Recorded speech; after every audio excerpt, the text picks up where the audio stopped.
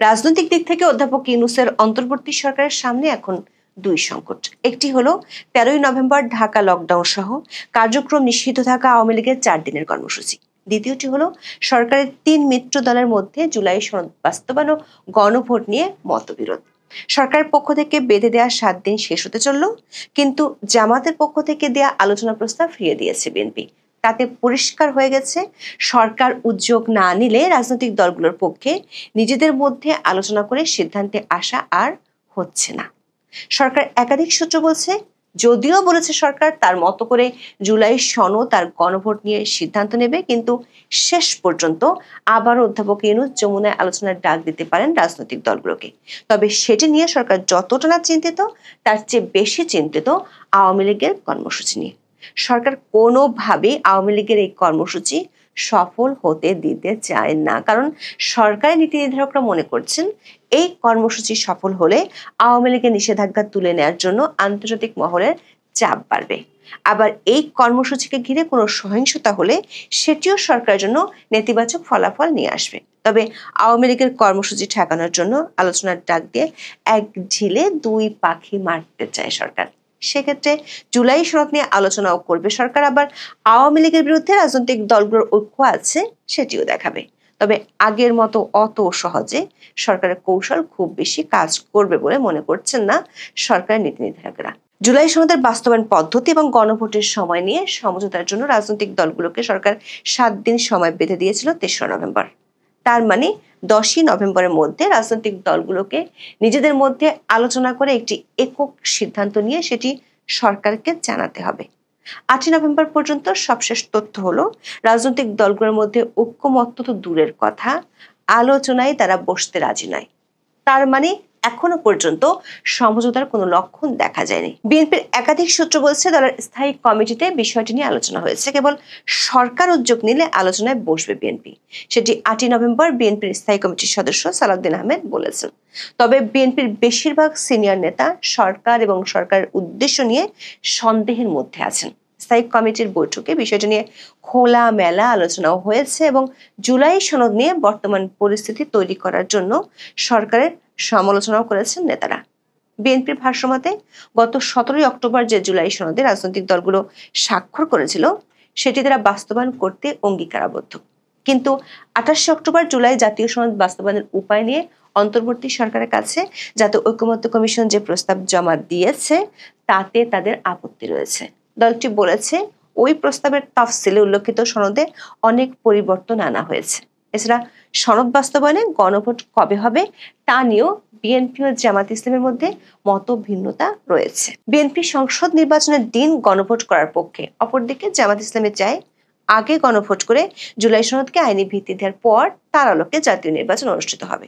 8 November Salahuddin Ahmed কাকরাইলের diploma engineers ইনস্টিটিউশনে এক আলোচনা সভায় বলেছেন, বিএনপি মনে করেছিল অন্তর্বর্তীকালীন সরকার অত্যন্ত নিরপেক্ষভাবে তার দায়িত্ব পালন করবে, তত্ত্বাবধায়ক সরকারের ভূমিকা পালন করবে, অথচ এখন আপনারা রেফারি হয়ে হাত দিয়ে একটা গোল দিয়ে দিয়েছেন। এখন বলছে রাজনৈতিক দলগুলোকে সিদ্ধান্ত নিতে হবে 7 দিনের মধ্যে, না হলে তারাই সিদ্ধান্ত নেবে। দলগুলোকে এভাবে সময় বেঁধে দেওয়ার এখতিয়ার অন্তর্বর্তী সরকারের নেই বলে মনে করে বিএনপি। সালাউদ্দিন আহমেদ সরকারের উদ্দেশ্যে বলেছেন, বর্তমান অন্তর্বর্তী সরকার কোনো নির্বাচিত সরকার নয়, এটা তাদের মনে রাখতে হবে। রাজনৈতিক দলগুলোকে 7 দিনের সময় বেঁধে দিয়ে ডিকটেট করার মতো এখতিয়ার সরকারের নেই। এদিকে জামাত ইসলামের সূত্রে জানা গেছে, দলটির পক্ষ থেকে আলোচনার জন্য বিএনপির মহাসচিব মির্জা ফখরুল ইসলাম আলমগীরকে টেলিফোন করা হয়েছিল, কিন্তু বিএনপি তাতে সাড়া দেয়নি। জামাতের সহকারী সেক্রেটারি জেনারেল হামিদুর রহমান আজাদ 8ই নভেম্বর রাজধানীর হোটেল ইন্টারকন্টিনেন্টালে নির্বাচনী ইশতেহারে প্রযুক্তির ব্যবহার শীর্ষক এক সেমিনারে বলেছেন, বিএনপির মহাসচিবকে আলোচনায় বসার জন্য জামাত ইসলামের পক্ষ থেকে বলা হয়েছিল, কিন্তু বিএনপি সে প্রস্তাবে না করে দিয়েছে। বিএনপি যে জামাতের ডাকে সাড়া দেবে না সেটি দলটির সর্বোচ্চ নীতি নির্ধারণী ফোরামের আলোচনায় সিদ্ধান্ত হয়। ওই সভায় বৈঠকের জন্য জামাতের আহ্বানকে সঠিক পন্থা নয় বলে মত দেওয়া হয়। সেই সিদ্ধান্ত অনুযায়ী 8ই নভেম্বর এক অনুষ্ঠানে সালাউদ্দিন আহমেদ বলেছেন, জামাত রেফারির ভূমিকায় থাকতে পারবে না, সরকারকেই রেফারির দায়িত্ব নিতে হবে। আলোচনার জন্য টেলিফোন করে বিএনপি সাড়া না পাওয়ায় জামাত আন্দোলনের হুঁশিয়ারি দিয়েছে। তারা রাজপথে নির্বাচনের আগে গণভোটের দাবি আদায়ের কথা বলেছে। তবে বিএনপির বৈঠকে রাজপথে কোনো কর্মসূচি না দেওয়ার সিদ্ধান্ত হয়েছে। এদিকে সরকার সমর্থিত কিংস পার্টি এনসিপির সাথে বিএনপির অনানুষ্ঠানিক আলোচনা হলেও তাদের গতিবিধি নিয়ে বিএনপির সন্দেহ কমছে না। কারণ এনসিপির পক্ষ থেকে গণভোট কবে হবে সেটি নিয়ে খুব বেশি মাথা ব্যথা নেই। তবে জুলাই সনদে নোট অফ ডিসেন্ট থাকতে পারবে না বলে এনসিপি জানিয়ে দিয়েছে, যেটির ঘোর বিরোধী বিএনপি ও সমমনা দলগুলো। সরকারের সূত্রগুলো বলছে, জুলাই সনদের বাস্তবায়ন প্রক্রিয়া এবং গণভোট কবে হবে তা নিয়ে উপদেষ্টা পরিষদের সদস্যদের মধ্যেও বিভাজন আছে। 30 অক্টোবরের উপদেষ্টা পরিষদের বৈঠকে অধিকাংশ উপদেষ্টা একই দিনে নির্বাচন ও গণভোট করার পক্ষে মতামত দিয়েছিলেন, কিন্তু 3রা নভেম্বরের জরুরি বৈঠকে কয়েকজন উপদেষ্টা বলেন, একই দিনে গণভোট হলে সংস্কার নিয়ে ঝুঁকি তৈরি হতে পারে। এই পরিস্থিতিতে সরকার দলগুলোকে আলোচনা করে সমঝোতা করতে 1 সপ্তাহ সময় দেয়। তখন সরকারের পক্ষ থেকে কয়েকজন উপদেষ্টাকে অনানুষ্ঠানিকভাবে দুতিয়ালি করার দায়িত্ব দেওয়া হয়। দুতিয়ালি করছেন এমন 2জন উপদেষ্টা কয়েকদিন চেষ্টার পর হতাশ হয়ে পড়েছেন, কারণ কোনো দলে ছাড় দিতে রাজি হচ্ছে না। সরকার সূত্রগুলো বলছে, বিষয়টা নিয়ে পরবর্তী উপদেষ্টা পরিষদের বৈঠকে আলোচনা হতে পারে। এখন সরকারের কাছে 2টো অপশন আছে। এক, সরকার নিজ উদ্যোগে রেফারির ভূমিকা নিয়ে আবারও রাজনৈতিক দলগুলোর সাথে আলোচনা শুরু করা। 2, কোনো আলোচনা না করে সরকার নিজের মতো করে জুলাই সনদের বাস্তবায়ন প্রক্রিয়া ঘোষণা করে দেয়া। সরকারের নীতি নির্ধারণী মহল 2টো অপশনই ভেবে রেখেছে। তবে সরকারের পক্ষ থেকে শেষ পর্যন্ত আলোচনার ডাক দেয়া হতে পারে, এমন সম্ভাবনা বেশি বলেই মনে করেন রাজনৈতিক দলগুলোর সাথে দুতিয়ালি করা উপদেষ্টারা। সেক্ষেত্রে সরকার 3টি রাজনৈতিক দল বিএনপি, জামাত ইসলামী ও এনসিপি কে একসাথে খুশি করার প্রক্রিয়া নিয়ে ভাবছে। দর্শক, জুলাই সনদ বাস্তবায়নের উপায় নিয়ে গত 27 অক্টোবর 2টি সুপারিশ সরকারের কাছে জমা দেয় জাতীয় ঐক্যমত্য কমিশন। কমিশনের দ্বিতীয় প্রস্তাবের আলোকে সরকার জুলাই জাতীয় সনদ বাস্তবায়নের আদেশ জারি করতে পারে। সেক্ষেত্রে 270 দিনের স্থলে যত দিন লাগে তত দিনের মধ্যে সংবিধান সংস্কারের কাজ শেষ করার কথা বলা হয়ে থাকতে পারে। একই দিনে জাতীয় নির্বাচন ও গণভোট আয়োজনের চিন্তা করা হচ্ছে। এসব প্রস্তাবে বিএনপি ও তাদের সমমনা দলগুলো সন্তুষ্ট হবে। অন্যদিকে উচ্চকক্ষে সংসদ নির্বাচনে প্রাপ্ত ভোটের সংখ্যানুপাতিক প্রতিনিধিত্ব বা পিআর পদ্ধতিতে উচ্চকক্ষ গঠনের প্রস্তাব করা হবে। এতে জামাত ও এনসিপির প্রধান দাবি পূরণ হবে। আবার পিআর পদ্ধতিতে উচ্চকক্ষ এবং তত্ত্বাবধায়ক সরকার ব্যবস্থার প্রস্তাব ছাড়া বাকি প্রস্তাবগুলোতে নোট অফ ডিসেন্ট উল্লেখ থাকতে পারে। সেক্ষেত্রে সংবিধান সংস্কার পরিষদ সংখ্যাগরিষ্ঠ ভোটে বিল পাশ করবে। এসব প্রস্তাব রেখে আদেশ জারির বিষয়ে প্রস্তুতি নিতে আইন মন্ত্রণালয়কে সরকার উপর মহল থেকে নির্দেশনা দেওয়া হয়েছে। তবে সরকারের কাছে এই মুহূর্তে জুলাই সনদ নিয়ে তার মিত্রদের মধ্যে বিরোধের চেয়ে বেশি চিন্তার বিষয় হলো কার্যক্রম নিষিদ্ধ থাকা আওয়ামী লীগের লকডাউন কর্মসূচি নিয়ে। আগামী 13ই নভেম্বর আন্তর্জাতিক অপরাধ আদালত আওয়ামী লীগ সভানেত্রী শেখ হাসিনার মামলায় সাজা ঘোষণার দিন তারিখ জানাবে। ট্রাইব্যুনালের বিচারপতি গোলাম মর্তুজা মজুমদার গত মাসে এই সিদ্ধান্তের কথা জানিয়েছেন। রাষ্ট্রপক্ষ মামলার শুনানিতে সাবেক প্রধানমন্ত্রীর মৃত্যুদণ্ড দাবি করেছে। রায়ের দিন তারিখ ঘোষণাকে কেন্দ্র করে আওয়ামী লীগের পক্ষ থেকে কর্মসূচি ঘোষণা করা হয়েছে। 10ই নভেম্বর থেকে এই কর্মসূচি শুরু হওয়ার কথা রয়েছে।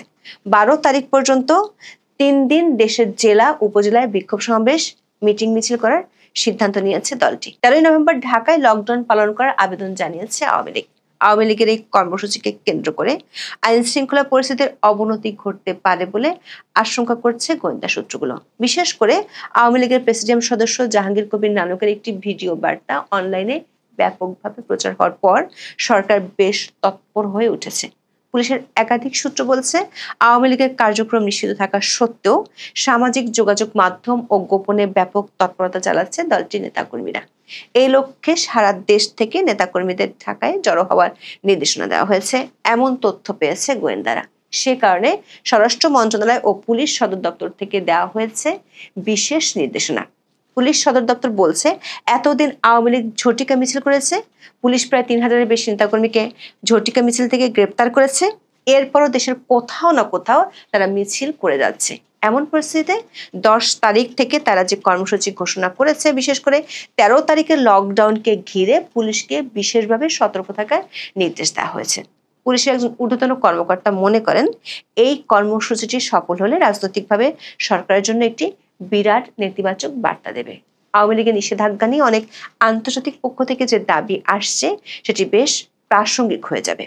আবার আওয়ামী লীগের নেতাকর্মীদের উপর বেশি চড়াও হলে সেটা নিয়ে মানবাধিকার লঙ্ঘনের প্রশ্ন উঠতে পারে।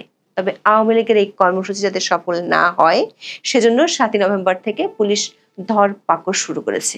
ওই দিন আওয়ামী লীগের 31 নেতাকর্মীকে গ্রেপ্তার করেছে ঢাকা জেলা পুলিশ। 8ই নভেম্বর থেকে ঢাকার বিভিন্ন এলাকায় পুলিশের বাড়তি উপস্থিতি নিশ্চিত করা হয়েছে। বিডি নিউজ 24 এর এক খবরে বলা হয়েছে, হঠাৎ পুলিশের এমন বাড়তি উপস্থিতি নিয়ে জনমনে নানা ধরনের প্রশ্ন তৈরি হয়েছে। 8ই নভেম্বর বিকালে হঠাৎ করে ঢাকার বিভিন্ন এলাকার মোড়ে পুলিশ সদস্যদের বাড়তি উপস্থিতি দেখা যায়। Right gear, helmet, body armour সহ পূর্ণ প্রস্তুতিতে তারা অবস্থান করছিলেন। সরকারের সূত্রগুলো বলছে, আওয়ামী লীগের কর্মসূচি নিয়েই সরকার এই মুহূর্তে বেশি চিন্তিত। সে কারণে 13ই নভেম্বর আগে দলগুলোর সাথে সরকারের আলোচনা নাও হতে পারে। হলেও সেখান থেকে চূড়ান্ত সিদ্ধান্ত আসার সম্ভাবনা কম। সরকারের লক্ষ্য হলো আওয়ামী লীগের কর্মসূচিকে ঘিরে কোনো ধরনের সহিংস কর্মকাণ্ড হলে সেটিকে কাজে লাগাতে চায় সরকার। আগের মতো তখন অধ্যাপক ইউনূস জাতীয় ঐক্যের নামে দাওয়াত দিতে পারবেন। তখন অধ্যাপক ইউনূসের মিত্র দুই দল বিএনপিকে নতুন করে কোণঠাসা করার ছক কষতে পারবে। এখন দেখার বিষয়, কোণঠাসা করার নতুন ছকে আটকে গিয়ে বিএনপি খাদের কতটা গভীরে চলে যায়। এখন এ পর্যন্ত। সবাই ভালো থাকুন, সুস্থ থাকুন, নিরাপদে থাকুন। দেখা হবে আগামী পর্বে।